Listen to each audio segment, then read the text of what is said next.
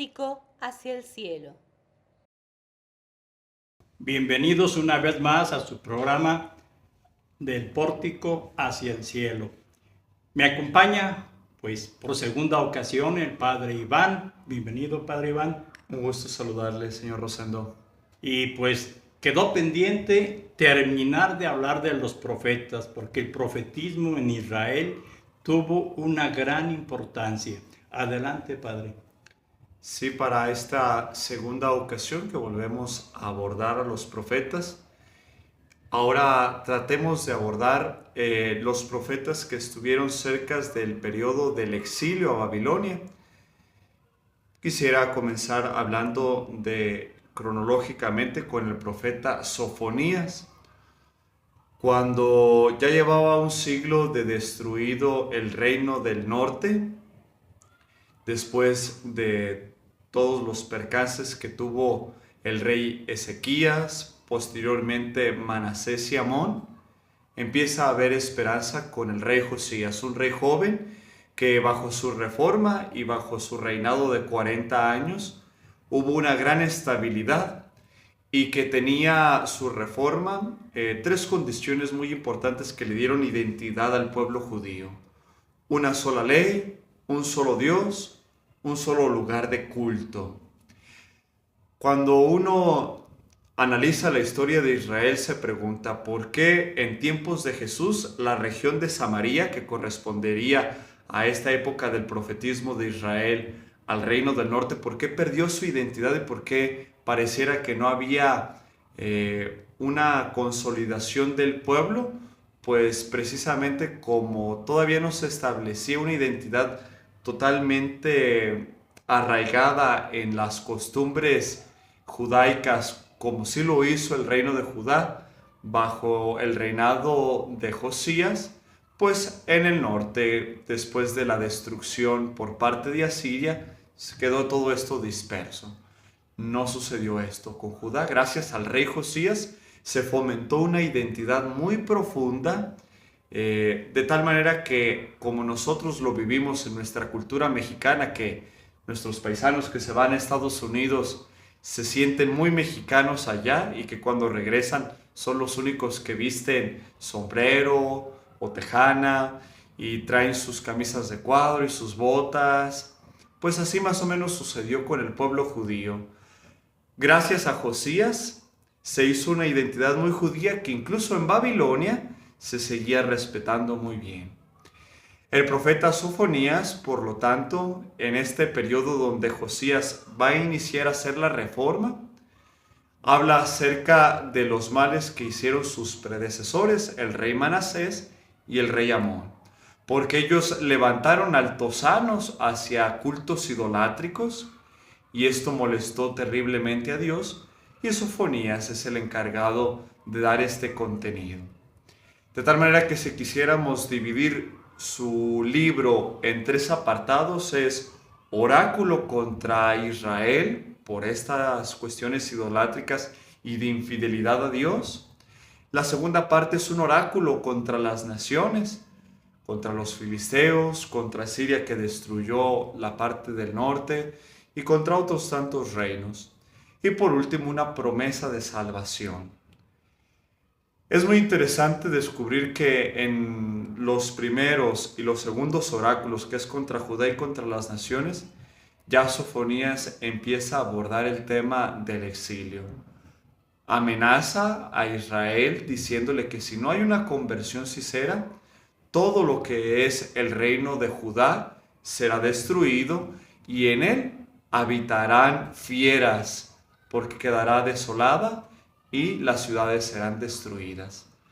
Cuando sucederá, ya después lo abordaremos, el exilio a Babilonia y la destrucción, se cumplieron tal cual las profecías de Sofonías, como él mismo lo dijo: la ciudad será atrincherada, será destruida, saqueada y por último, sus habitantes serán deshabitados. Es muy interesante, por lo tanto, que esta profecía de Sofonías, en el alba en que viene un gran rey, se va advirtiendo esto. Y si quisiéramos extraer alguna enseñanza para nuestra vida ordinaria, Yo pienso que Sofonías es un autor que nos aborda el tema de siempre estar preparados en la fidelidad en tiempos de turbulencia, para que veamos que lo único que permanece es la fidelidad de Dios. Y ante ello, nuestro corazón no se debe de distraer.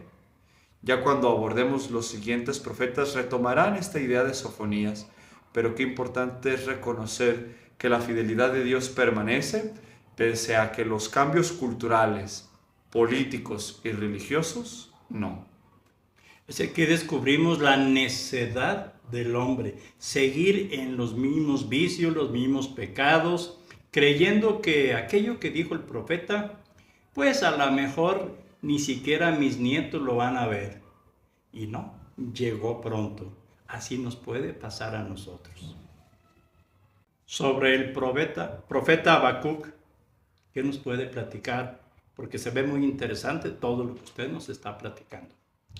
Sí, sobre este profeta se dice que su nombre viene de el arameo y la palabra Habacuc o Habacuc, como se pronuncia la palabra, significa o albahaca o la planta de la menta. Estos dos arbustitos tienen el nombre de este profeta, derivado del arameo.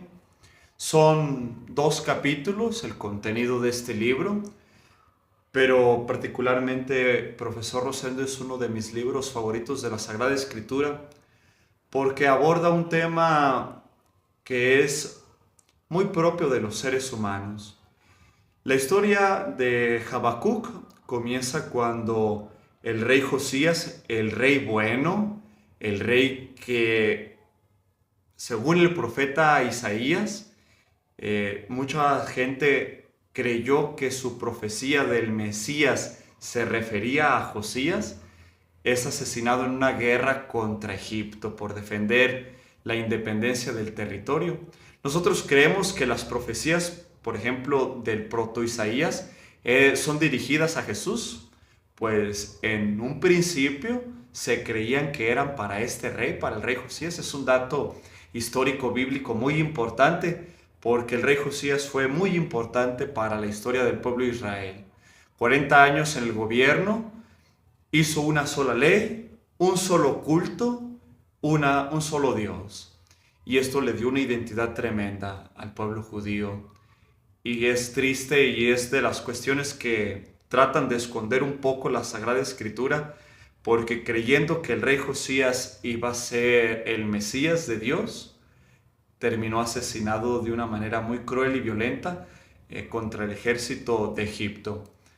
De tal manera que el contexto es el siguiente. Cuando cae el imperio asirio, sus territorios se dividen entre los maedos, los partos y también el imperio ya creciente de Babilonia. Por otra parte, como ya no hay la presión de Asiria, Egipto quiere dominar la franja siro-palestina. Así que son estas campañas militares en contra del territorio judío, y Josías comanda el ejército precisamente para defenderlo. Muere Josías y los siguientes reyes son impuestos ahora por el faraón de Egipto, el rey Necao. De tal manera que ya no era un gobierno dirigido por los propios judíos, sino que el mismo Necao de Egipto pone como gobernantes de Jerusalén a los que él ve conveniente para sus propios beneficios y para seguir extrayendo riquezas del pueblo.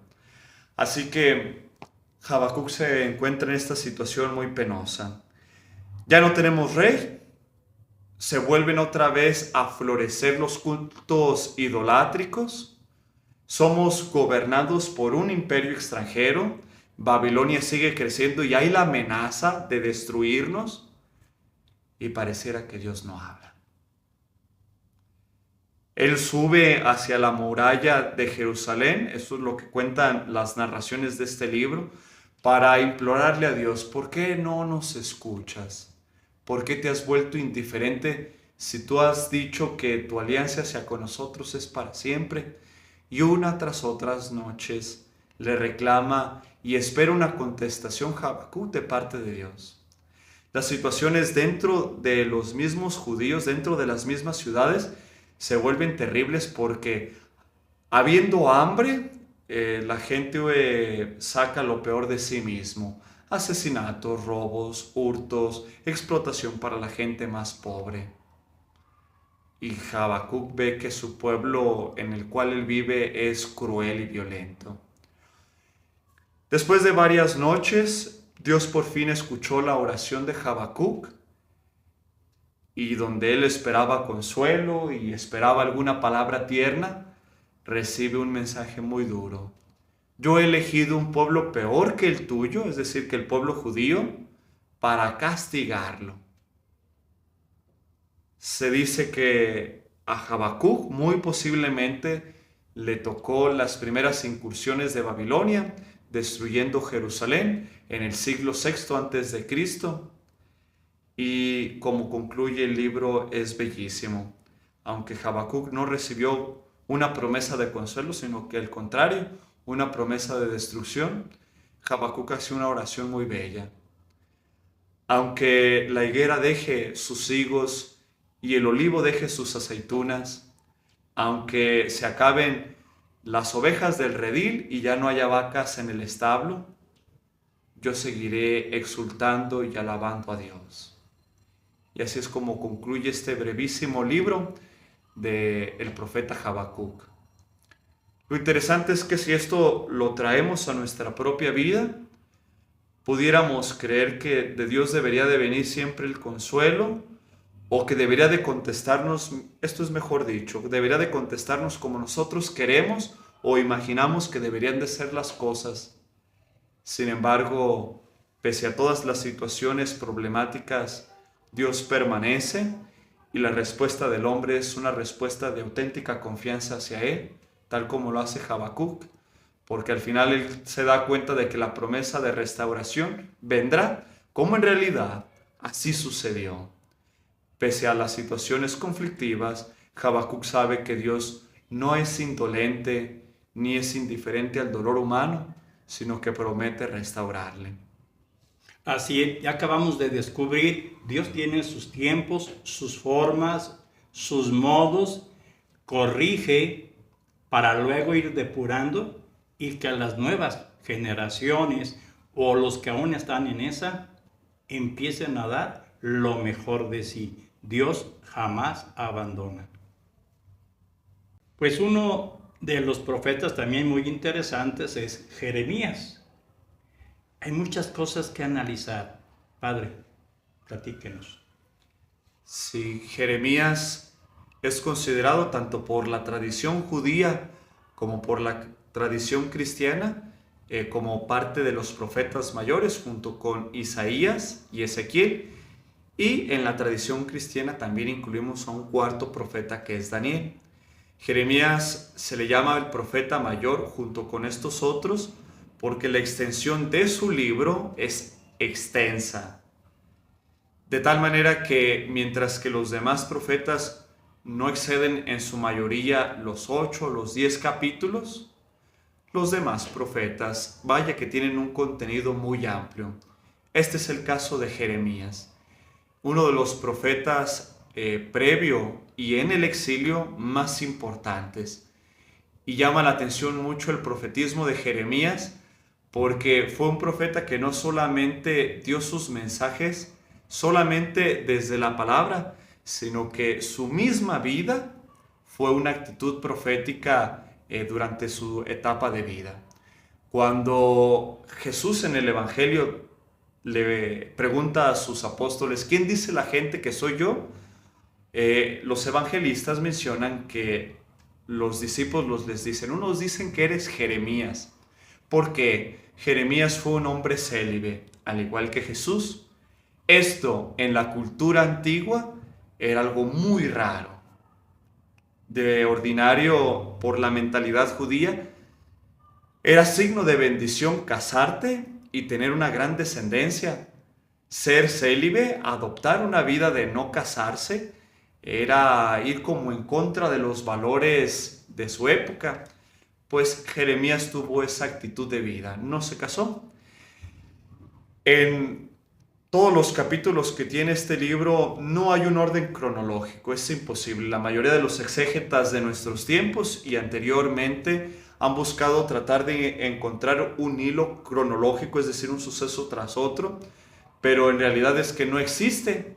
El libro del profeta Jeremías maneja varias historias de manera aleatoria. No hay un orden lógico, cronológico, ni tampoco de carácter sucesivo.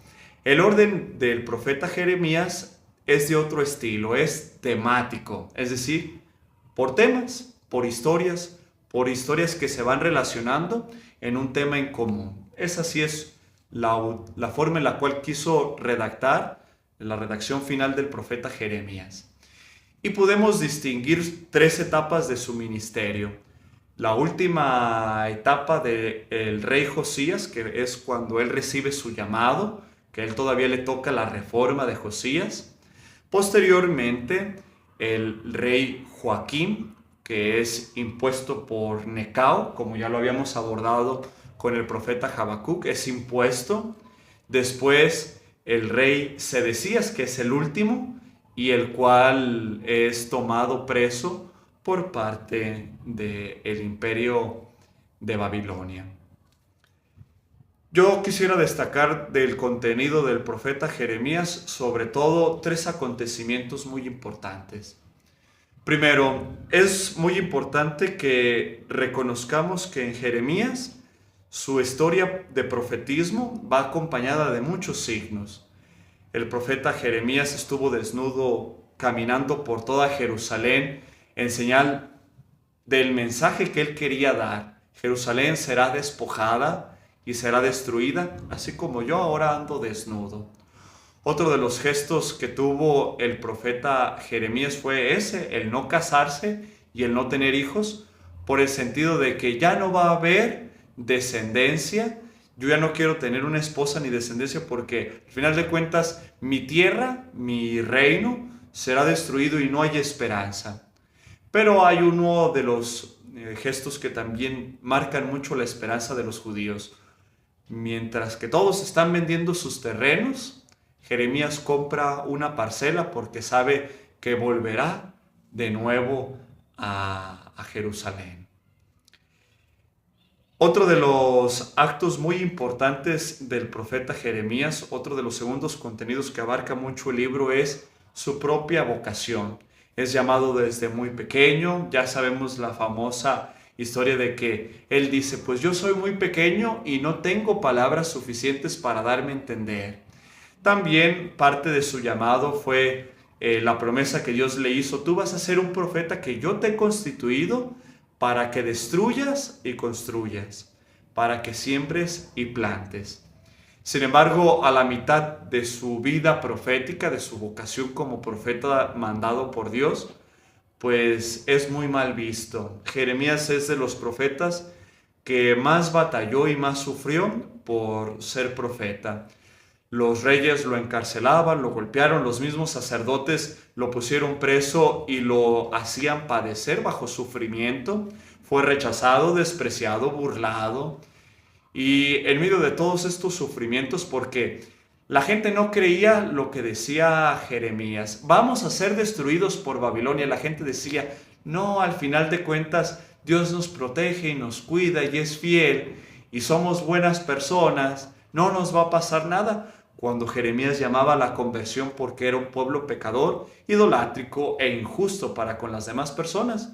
Jeremías tuvo varios enfrentamientos en contra de los falsos profetas. Los falsos profetas le lavaban el coco al rey y le hablaban dulcemente. No, mira, nosotros como profetas te decimos, tu reino no va a ser destruido, ten paz. Jeremías es un loco que está hablando, pero lo que él dice es falso. Así que obviamente los reyes preferían escuchar la voz de los falsos profetas porque hablaban de una manera más esperanzadora que como lo hacía Jeremías.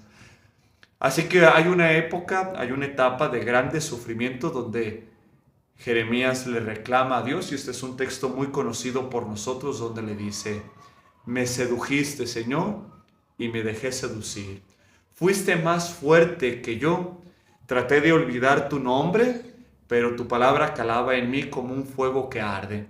Para nosotros se nos hacen unas palabras muy hermosas, y vaya que lo son, pero en el fondo Jeremías está diciendo: he sufrido tanto por ti, Dios, y ese me sedujiste y me dejé seducir es: me engañaste, me mentiste, dijiste que yo iba a ser un profeta que iba a sembrar, a construir, a plantar, y desde que he predicado solamente he anunciado caos y destrucción. Pero sin embargo, Jeremías reconoce que no puede callar esta voz que sale de su interior, porque es la voz de Dios. Y el tercer elemento que yo quisiera destacar del contenido que nos ofrece el profeta Jeremías es que él aborda mucho el tema de que Jerusalén y el pueblo judío en general se tiene que dejar vencer por Babilonia, no tiene que poner resistencia. Pues precisamente esto fue lo que no hicieron caso. Hubo una tras otra de las rebeliones judías, y por más que Jeremías les dijo que no se rebelaran para que la ciudad no se destruyera y el templo no fuera saqueado, el pueblo judío se rebeló porque decía: nosotros podemos más. Aquí también hay una situación muy complicada, y es que como el pueblo de Babilonia se extendía tanto, Egipto temía que también llegara hasta con ellos. Así que el pueblo de Egipto fue muy cobarde e insistió al pueblo de Israel que se rebelara en contra de Babilonia. Así que lo que hizo Egipto fue poner al pueblo judío como una cierta barrera antes de llegar con ellos. Un acto muy cobarde, un acto de grave violencia, y que las consecuencias fueron catastróficas. Más de 20,000 judíos fueron deportados hacia Babilonia. Además de estos tres contenidos, ahora yo quisiera que habláramos de esto, qué repercusión tuvo para nosotros, los cristianos, los católicos. Mientras había la invasión de Babilonia hacia Israel, muchos judíos huyeron hacia la parte de Egipto para no enfrentar la guerra, para no ser asesinados y para no ser llevados al exilio. Ahí, en Egipto, se formó una comunidad judía muy fuerte y muy importante, que después fue floreciendo en la época helénica, es decir, cuando Alejandro Magno invadió toda esta zona y se empezó a hablar el griego. Ahí se estructuró una de las versiones bíblicas más importantes para nosotros, los cristianos, que es la versión de los 70, que es todos los libros de la Torá judía hechos en griego, traducidos al griego, porque ya los nuevos judíos que vivían en Egipto ya no conocían el idioma hebreo, así que se hizo una traducción muy buena que ha servido mucho para la estructuración de nuestras propias Sagradas Escrituras, porque esta permaneció mientras que la Tanakh hebrea empezó a tener ciertos cambios morfológicos y sintácticos a lo largo de su escritura.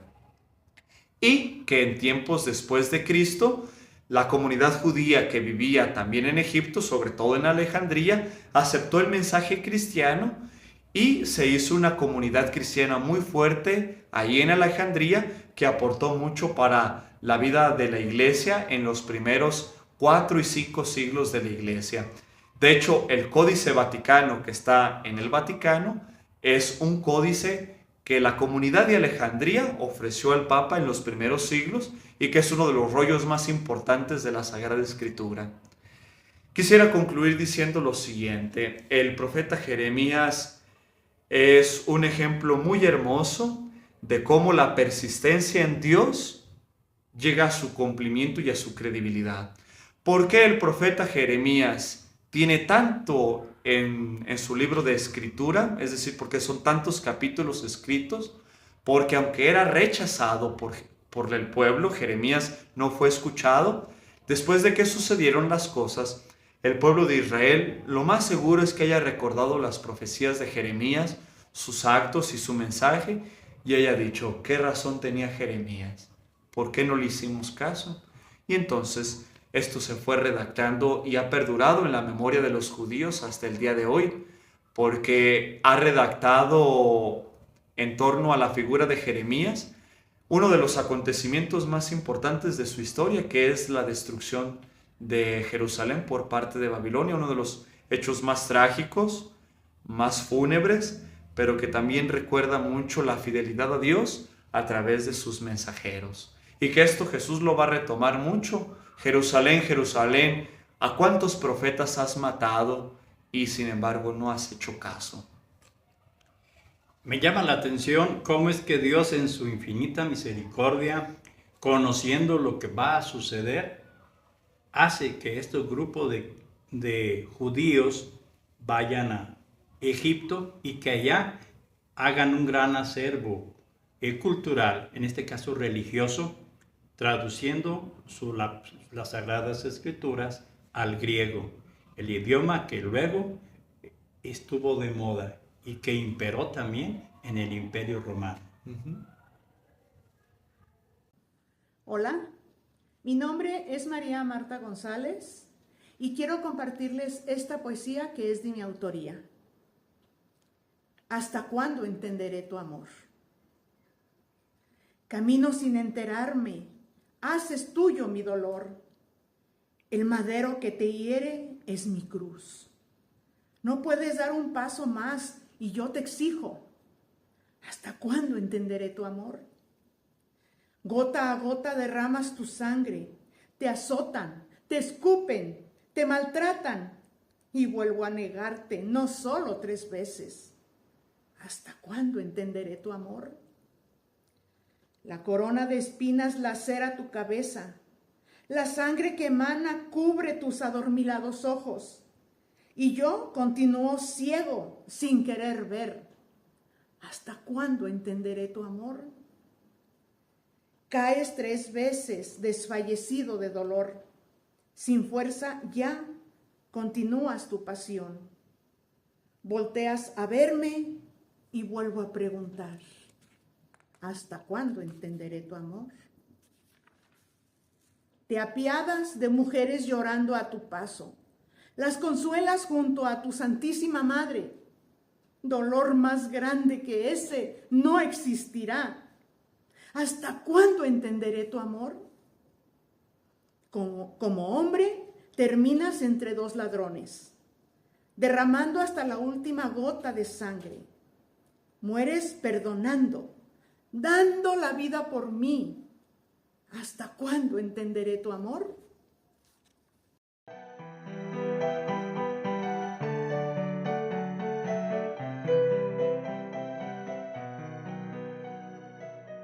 Del pórtico hacia el cielo.